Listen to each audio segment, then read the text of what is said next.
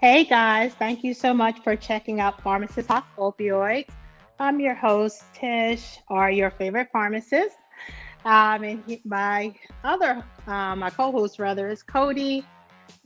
Same old excuses. Every time I try to do a video, there he is crying. So this is what it is. But he's a happy guy. Don't y'all love him? Isn't he yummy? Can't complain. Anyway, like I said again, I appreciate y'all joining me. As I said on all of my videos, I've been a pharmacist for over 20 years. I have used opioids for over 10 years, been off opioids for over two now. So I'm just so happy and so blessed.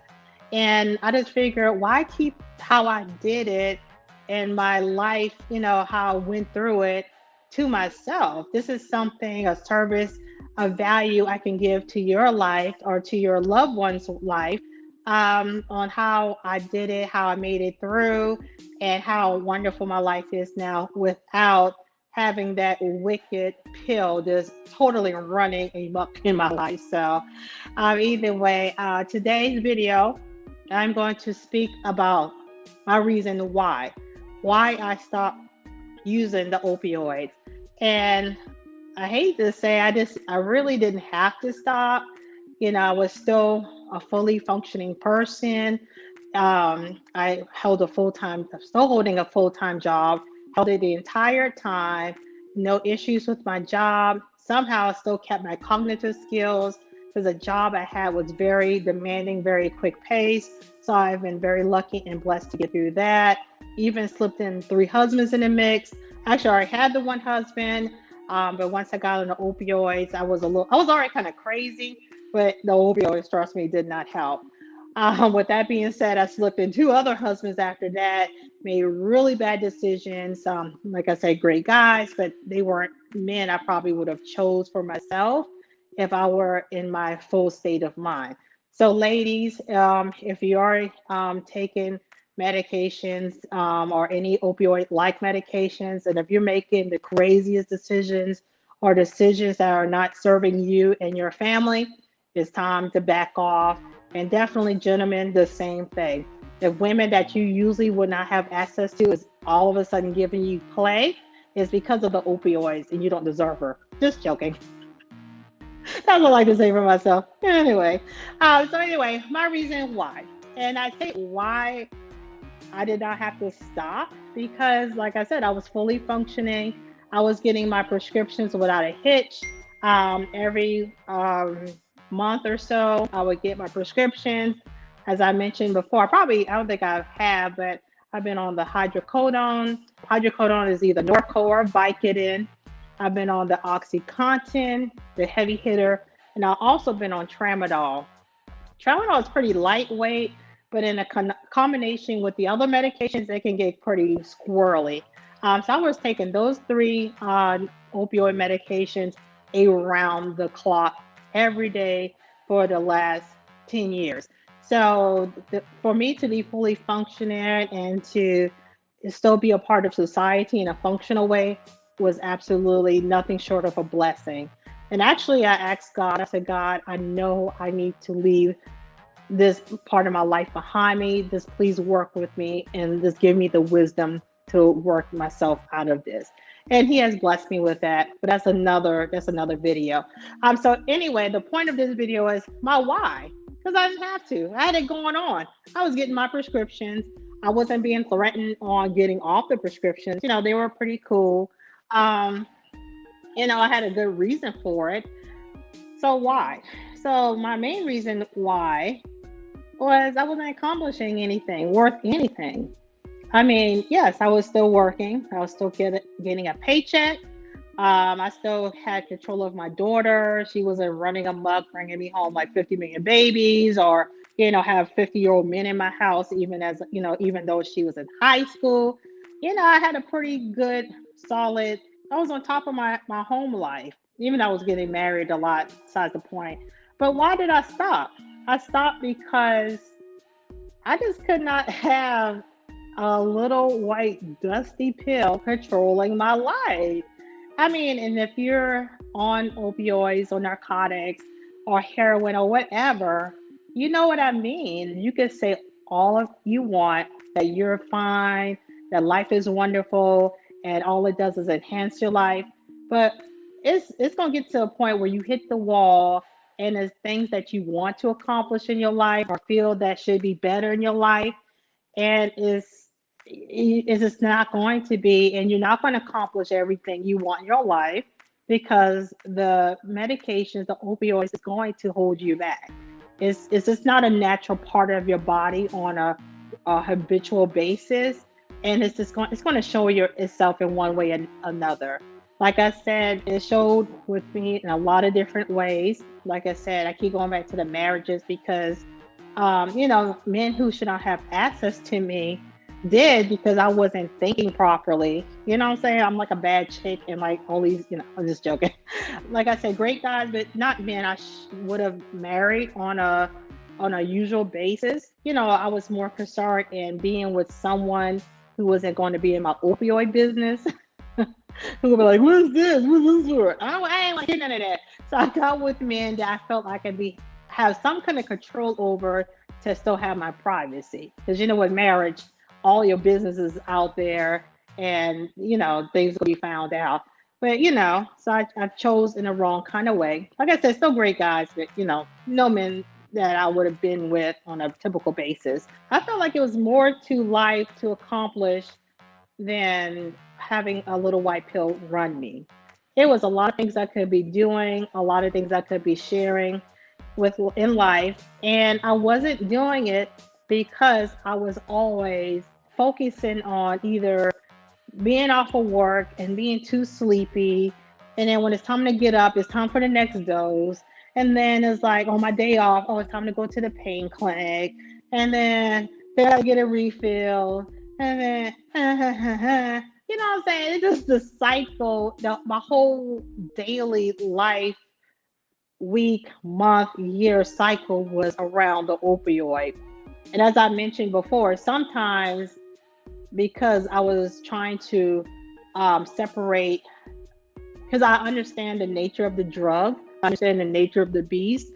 I was very vigilant rather on keeping things separated, especially when I worked with the medication. I didn't want to mix this with that.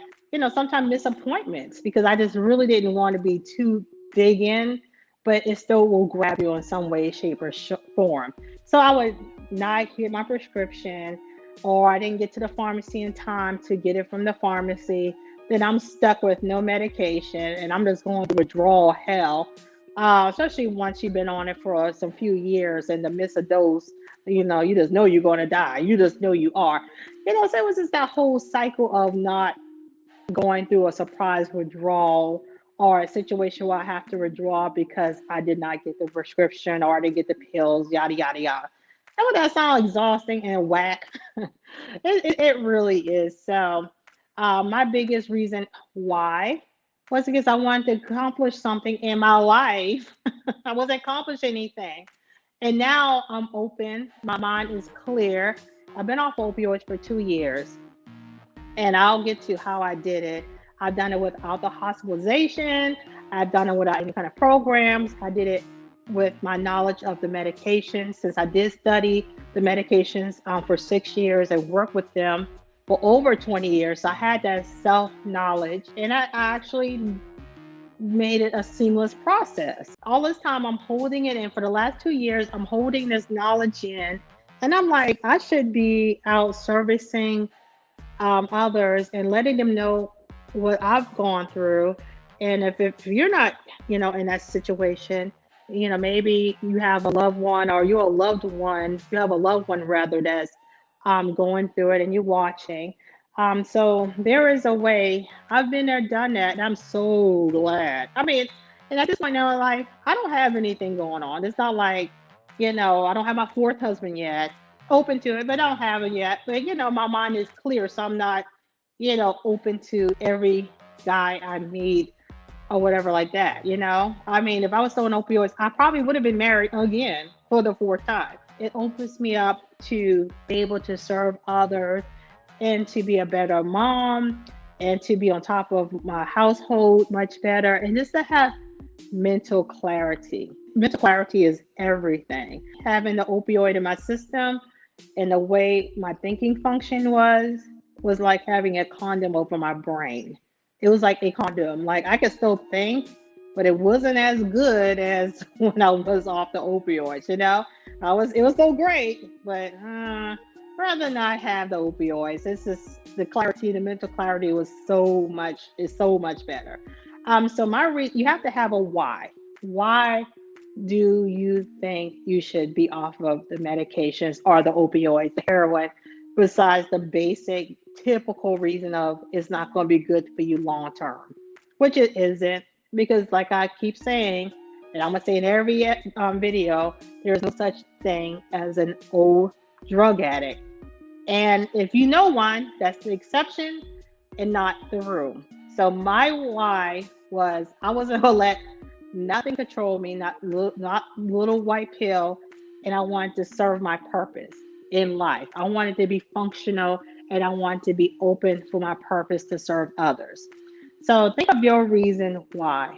Why do you want to be off of the hydrocodone, the Norco, the Vicodin, the Percocet, the oxycodone, the OxyContin, the Nucynta, the Tramadol? I can go down the list, okay?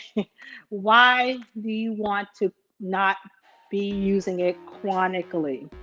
And yes, I still have pain, but that's just something that is just a part of my life. If I had to choose between having pain and have a condom all over my brain, I'll choose the pain every day over the condom over my brain. And you just have to, when it comes to the pain that you may be experiencing, you just have to need to learn how to channel it, and it won't be as intense. But that band-aid, that chronic use of opioids as a band-aid for your pain, is just keeping you back from life. So either way, that was my why, my purpose, and not letting some little flick of a why. I mean, y'all letting this little flick of a pill, this little dusty thing, control your life. Don't let it do that. You are a whole, wonderful, beautifully made human being. You are made to be in control of your life. You are made to be in control of your destiny. And most importantly, you are made for a purpose to serve others and be fully aware and fully open for love and for purpose and just to be the best person possible. So either way, like I said, I won't be going through, different nuggets of opioid use from a pharmacist perspective, from a patient perspective as well, because I can give you value from both ways.